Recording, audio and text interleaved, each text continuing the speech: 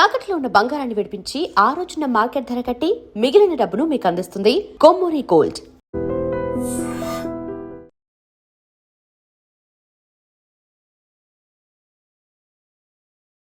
నా కోసం వచ్చావు, నిన్ను నేను గౌరవించుకోవాలి కదా. అది మా నాన్న కూర్చుని ఉయ్యాల బల్ల. ఆహా, రేపు ఆయన చచ్చిపోతే ఎవరు కూర్చుంటారు? ఆయన బూడిద పోసి పెడతారా? సులోచన రఘు లేడు, ఎందుకు అలా అరుస్తారు?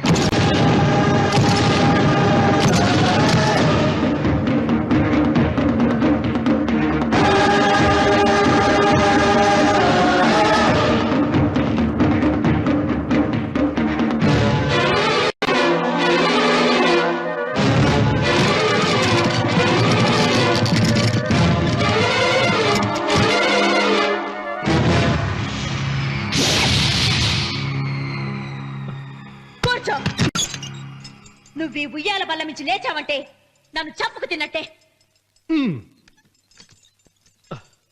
అన్వర్,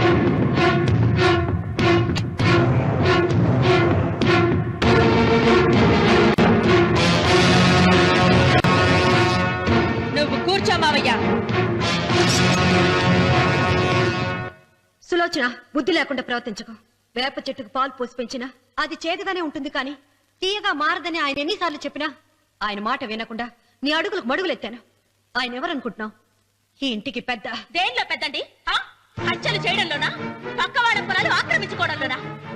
వీధిలోకి వెళ్లి పసిబిడ్డని అడిగినా చెప్తాడు ఆయన ఎంతటి నీచుడో హంతకుడోనని.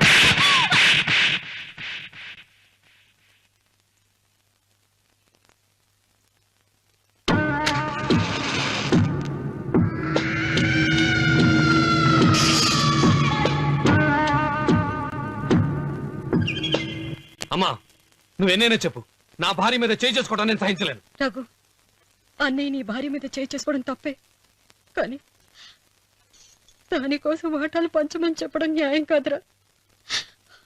నాన్న, అన్నయ్యని కూడా తన వాటా తీసుకుని వెళ్ళిపోమంటున్నారు. కావాలంటే నేను నీ భార్య కాళ్ళు పట్టుకుని క్షమాపణ చెప్తాను రా. అమ్మమ్మమ్మమ్మమ్మమ్మమ్మమ్మమ్మ, నేను 100 సార్లు మీ కాళ్ళు పట్టుకుంటాను. మా బతికేదో మమ్మల్ని బతకనివ్వండి. ఏంటి నించున్నారు? రండి, అక్కడ ఎదురు చూస్తున్నారు. చేసిందంత చేసి కాళ్ళు పట్టుకుంటుందట మా అతను. నీ కన్నీళ్లకు రాళ్లు కరుగుతాయి గాని కన్నవాళ్లు కరగరు సీత. సీత, వాళ్ళు చిన్నపిల్లలుగా ఉండేటప్పుడు ఎంత సంతోషంగా ఉండేవాళ్ళం. వాళ్ళు పెరుగుతుంటే ఆ సంతోషం తరిగిపోతూ ఉంటుంది. వాళ్ళు మన భుజం దాటి పెరిగాక ఇక గడప దాటి ఎప్పుడు వెళ్ళిపోతారా అని ఎదురు చూడటమే మన పని. బాధపడ.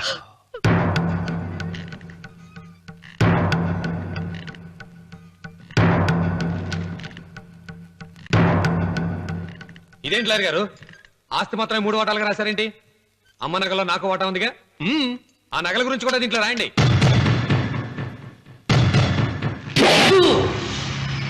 అది మీ తాత పిత్రార్జితం కాదు, నా స్వార్జితం కాదు.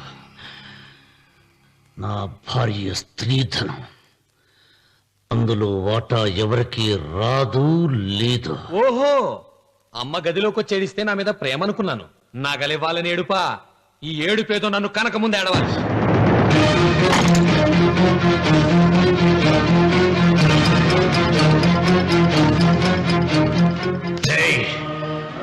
నీ అమ్మను ఎంత మాట అన్నావురా?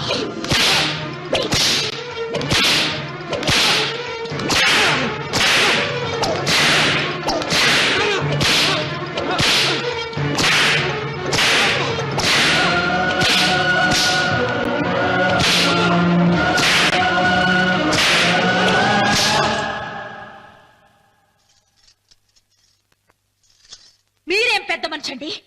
పెళ్ళైన కొడుకుని కొడతారా? ఆస్తి ఇవ్వడం ఇష్టం లేకపోతే ఇష్టం లేదు అని చెప్పండి. కూలి చేసుకుని బతుకుతాం, లేదా ఆలయం ముందు అడుక్కు తిని బతుకుతాం. ఇప్పుడు ఆయన మీ కొడుకు కాదు, నా మొగుడు. నా మొగుడిని కొట్టే హక్కు మీకు లేదు.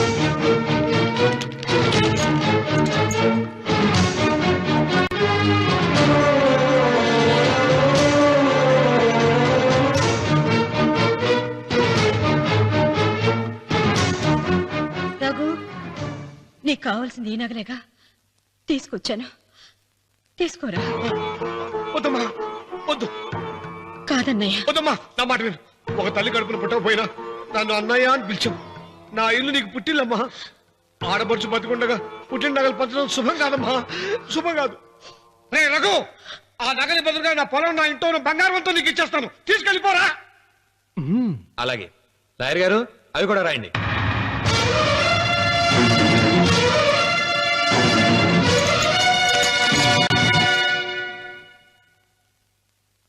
నాన్న, నాకు ఆస్తక్కర్లేదు. నేను మీతోనే ఉంటాను. మరదల్ని కొట్టే సంస్కారం ఉన్న కొడుకుని ఇంట్లో ఉంచుకునే సంస్కారం నాకు లేదు. వెళ్ళిపో.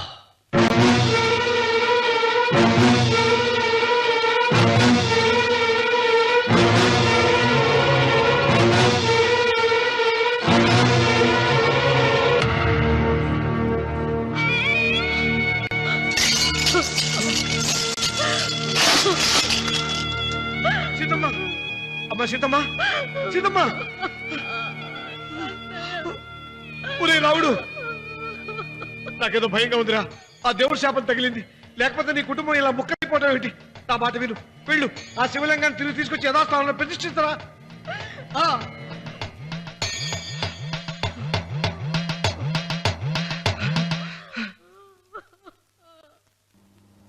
ఇదేమిట్రా రావుడు, శివలింగాన్ని తీసుకొస్తానని బయలుదేరి ఆలయం దగ్గర తీసుకొచ్చావేంటి?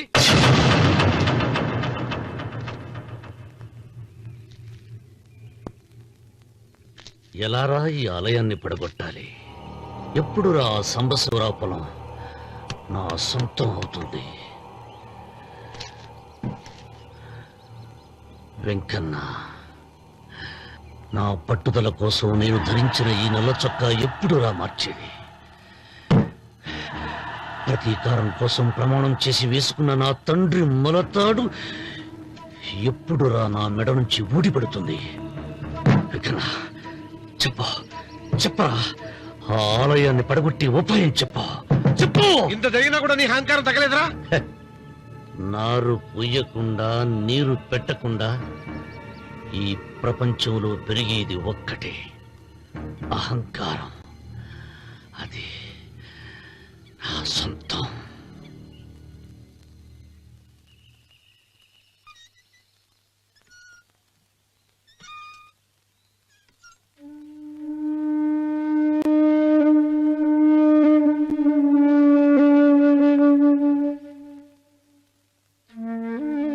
పిల్లలు వెళ్ళిపోయారు, కోడళ్ళు వెళ్ళిపోయారు. వచ్చే రాఖీ పండుగ నాటికి ఇది కట్టడానికి నేను కూడా ఉండకుండా వెళ్ళిపోతానేమో. చిచ్చా, అవే మాటలమ్మా. నువ్వు నిండు 100 ఏళ్ళు బతకాలమ్మా. 15 రోజులు కూడా పిల్లలు లేకుండా బతకలేకపోతున్నదని 100 ఏళ్ళు ఎలా బ్రతకలన్నయ్య?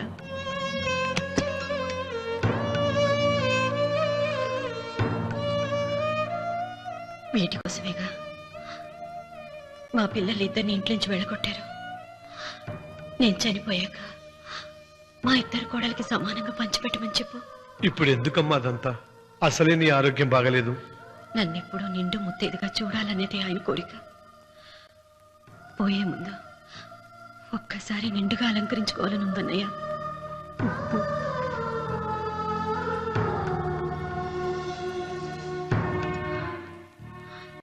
ఈ అన్నయ్య లేకపోతే నా ఈ కోరిక తీరేది కాదు. నీ చేతులతో అలంకరించన్నయ్య.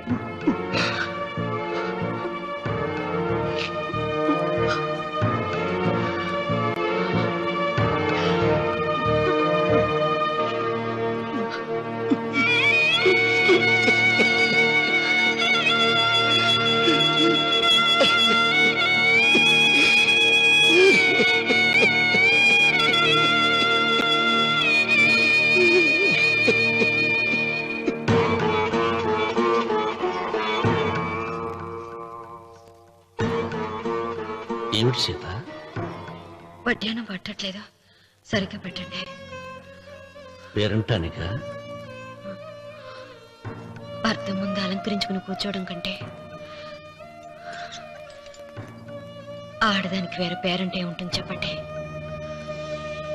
ఏమండి, మీరు ఉత్తమ జాతి స్త్రీ రెండో కోరిక కోరదు అన్నారు.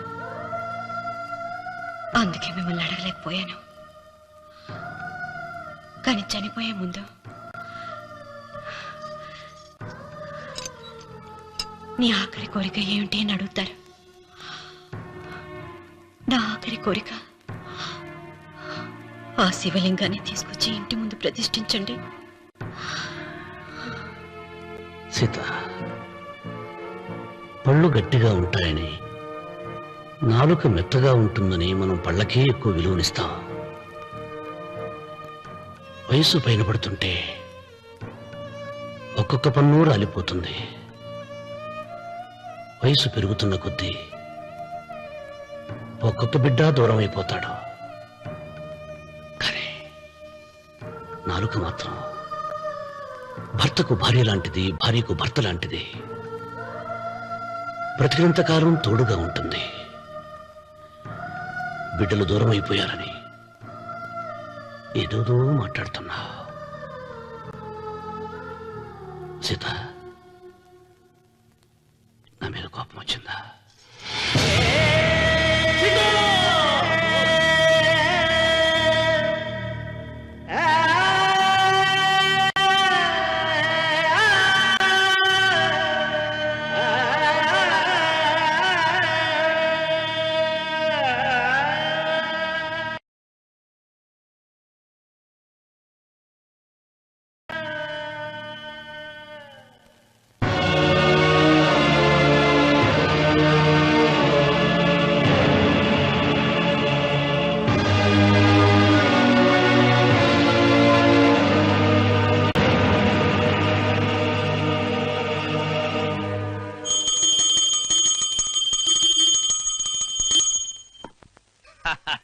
అక్కడ రామన్న చౌదరి చచ్చిన పేళానికి దీపం వెలిగించాడు.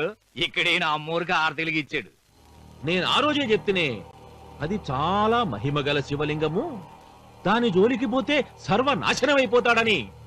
పిల్లలేమైనారు? ఇల్లు వదిలిపోయినారు. పెండ్లాము లోకం ఏడ్చిపాయ. ఇక రామన్న చౌదరితో పాటు ఆయన వంశం కూడా గబ్బు లేచిపోతా. ఒకవేళ భయపడి ఆ శివలింగం మళ్ళీ యథాస్థానంలో పెడతాడేమో. పెట్టడు. పెట్టాలని ప్రయత్నిస్తే ఎట్లా ఆపాలనో మనం చూసుకుందాం.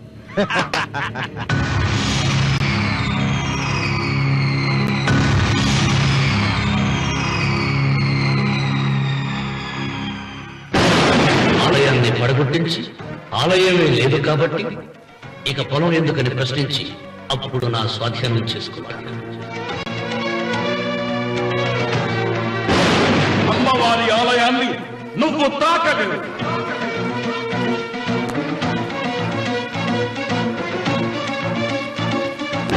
ఆ ఆలయాన్ని పడగొట్టక్కర్లేదండి.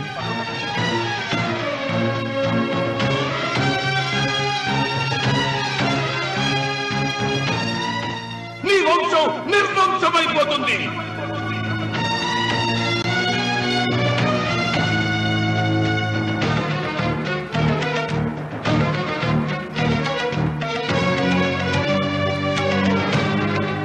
ఆ శివలింగాన్ని తీసుకొచ్చి ఇంటి ముందు ప్రతిష్ఠించండి.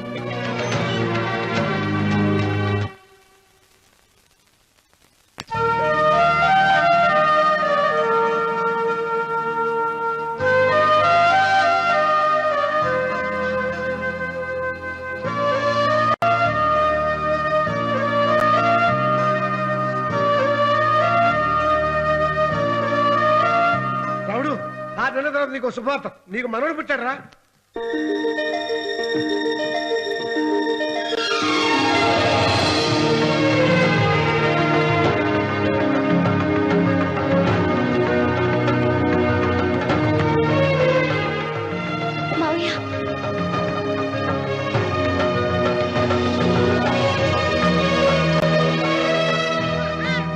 నా వంశం నిర్వంశమైపోతుందని జటాధారి శపించిన ఎదిరించి నా ఇంట పుట్టిన మొదటి వంశాంకురం.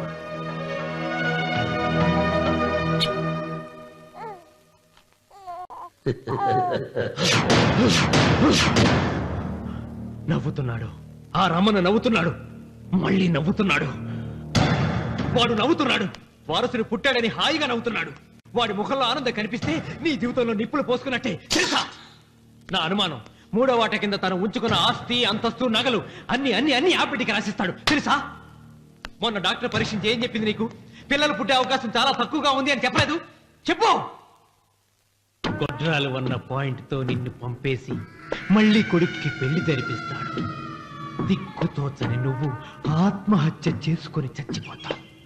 ఇదంతా జరగకుండా ఉండాలంటే నీ తోడికోడలు కన్న బిడ్డని కన్నట్టే చంపేయాలి. ఈ భయాలేవి పెట్టుకోవద్దు. మీ నాన్న గుండెల్లో కత్తి కసా కసా దింపిన కసాయి వాడి మీద పగ తీర్చుకుంటున్నాననుకో, అంతే. బిడ్డ చచ్చిపోతే దిగులుతో రుక్మిణి చచ్చిపోతుంది. ఆమె పోతే ఈ ఇంటికి, ఆ ఇంటికి, అసలింటికి అన్నిట్లో నీదే పెత్తనం.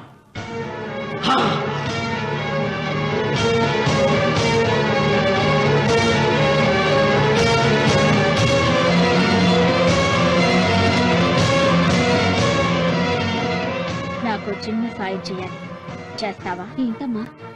బిడ్డకి పాలల్లో విషం కలపాలి. అయ్యో, నేను నెట్టాను కాదమ్మా.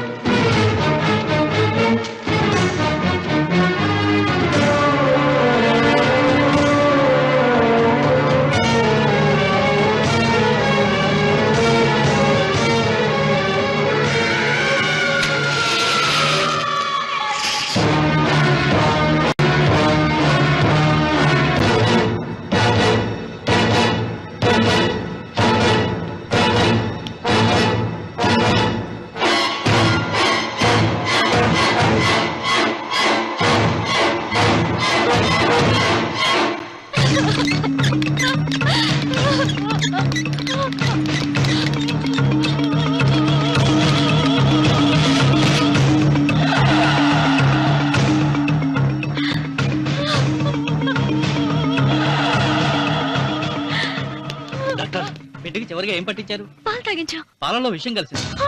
Sister, call doctor Reddy. చివరిగా పాలు ఎవరు పట్టించారు?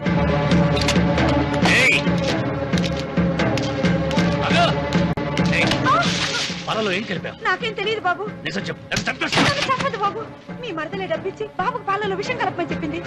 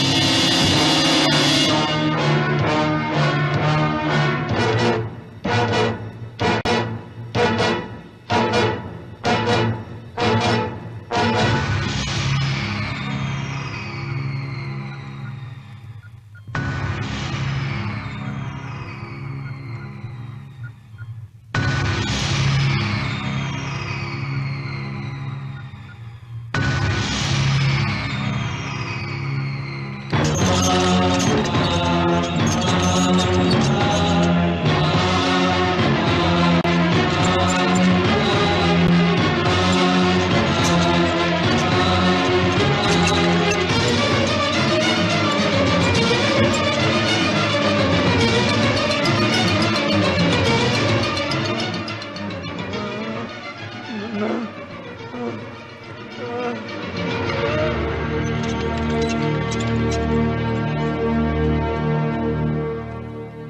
రామన్న, దేవుడి మీద కోపాన్ని నీ కుటుంబం మీద చూపిస్తున్నావు. కింద జన్మలో చేసిన పాపం వల్ల నీ తండ్రి అలా అయిపోయాడు, కానీ ఈ జన్మలో చేసిన పుణ్యానికి కాదురా. దేవుణ్ణి చూపించు, దేవుణ్ణి చూపించు అన్నావు. నీ కనుపాపంతో ఉన్న సూర్యుడినే కన్నెత్తి చూడలేని వాడివి అసలు దేవుణ్ణి ఎక్కడ చూడగలవరా? రామన్న, శాపాన్ని ఎదిరించి పుట్టాడని గర్వపడిన నీ మనవడు ఇప్పుడు చావు బతుకుల్లో ఉన్నాడు రా. గాయపడిన నీ రెండో కొడుకు ఇక్కడ చచ్చిపోతే నీ పెద్ద కొడుకుని ఉరి తీస్తారా? కొడుకుల్ని, కోడల్ని, మనవణ్ణి, భార్యని అందరినీ పోగొట్టుకుని నువ్వు ఒక్కడే బతికి సాధించేదేమిట్రా? శివలింగాన్ని ప్రతిష్ఠించమను అన్నయ్య అని నన్ను బతిమాలి నిన్ను ప్రాధేయపడి తన ఆఖరి కోరిక తీరకుండానే చచ్చిపోయింది నా చెల్లెలు. బ్రతికుండగా నీ భార్య కోరిక తీర్చలేదు. కనీసం ఆవిడ ఆత్మశాంతికైనా ఆ శివలింగాన్ని తిరిగి తీసుకొచ్చి మళ్ళీ ప్రతిష్ఠించరా, ప్రతిష్ఠించు. ఆ శివలింగాన్ని తీసుకొచ్చి ఇంటి ముందు ప్రతిష్ఠించండి. నీ బిడ్డని కాపాడుకోవడానికి కొద్ది గంటలే టైం ఉంది. శివరాత్రి ఘడియలు ముగిసిపోతే నీకు పశ్చాత్తాపం మిగిలిపోతుంది తప్ప వంశం మిగలదురా. వెళ్ళు, త్వరగా వెళ్ళరా.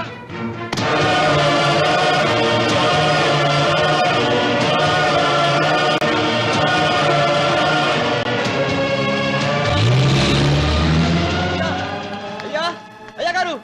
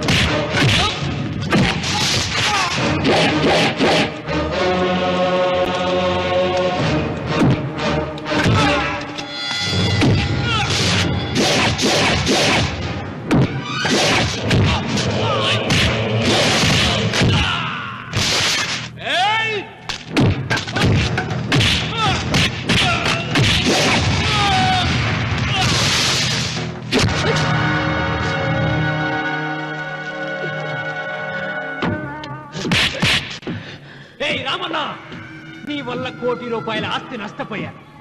నేను ఇష్టపడిన సీతను నాదానిగా చేసుకోలేకపోయాను. నిన్ను నీ వల్ల 14 ఏళ్ళు శిక్ష అనుభవించాను రా.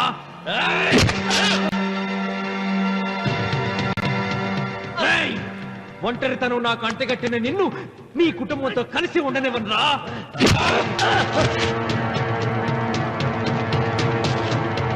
నిన్ను చంపి నా పగ తీర్చుకుంటాను రా.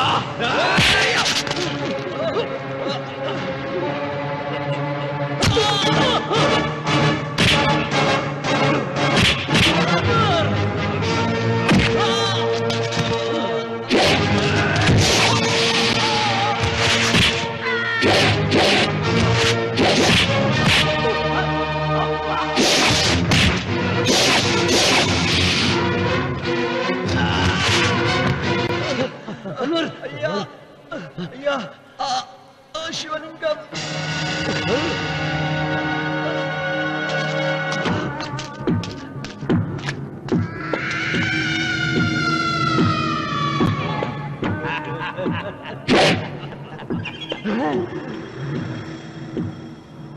ఏయ్, రాయలసీమ రామన్న చౌదరి, ఇప్పుడు చూస్తా నిన్ను ఏ దేవుడు కాపాడతాడో.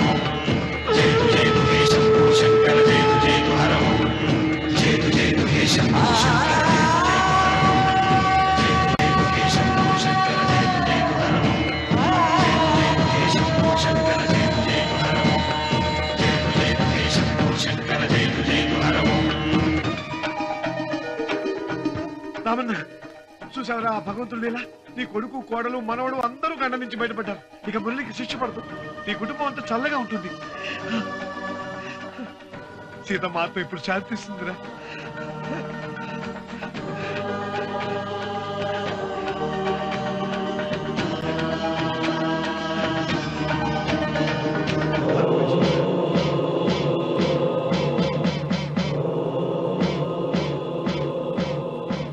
రామన్న రామన్న రామన్న